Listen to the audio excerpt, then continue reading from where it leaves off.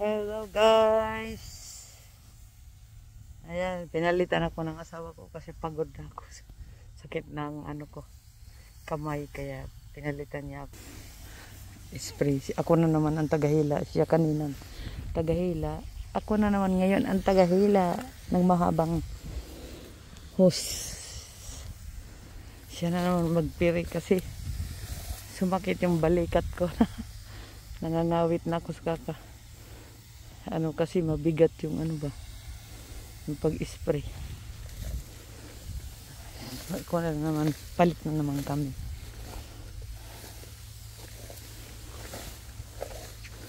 Ako, ang haba-haba ng mga house nito guys. Ayan. Siya na naman taga-spray guys.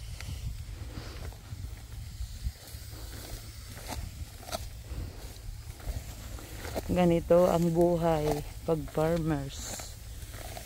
Mag-sacrifice para sa ikanimoya.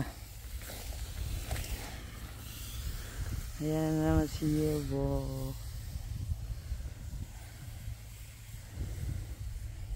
Minutes lang ang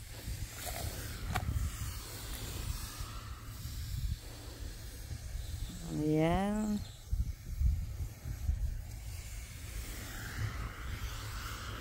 Hanggang naman ang mga view. Mag-start na naman ang farmers. Ayan, diyan. Ito guys, hintayin muna ito maghinog sa kanataniman ng palay. Hindi nga magandang pagkabunga guys.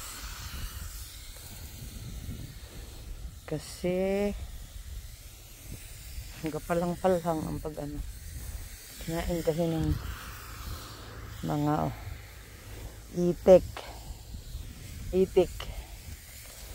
Yung itik ba nga, wild duck.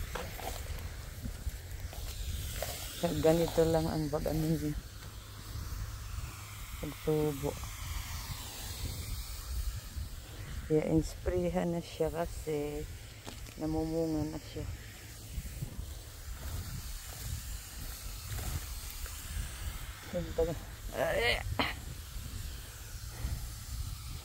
Bigat talaga to kasi mahaba ang hose guys, hanggang doon sa dulo, hanggang doon sa may sasakyan. Hilahilain mo yan.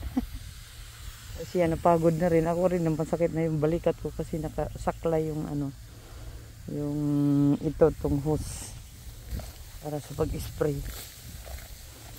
Kaya yan, pinalitan niya ako.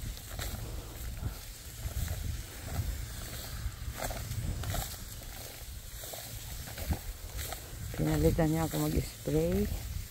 Ngayon ang paghihila guys. Ayan. Ako kanina nag-ano niyan. 5 tong kahon dito lahat. Kahon lahat o yan. Kanina pang-apat hanggang pang-apat at saka dito ako nagparatos. Na ano kasi niya na marami pang medisina. Kasi mabilis-bilis ako mag-spray kasi gusto niya mabagal-bagalan para yung isang tangke maubos dito lang sa 5 kahon. Ako binilisan ko eh. Okay. So hanggang dito na lang guys ang reels ko. Subscribe, like and share. Like and share my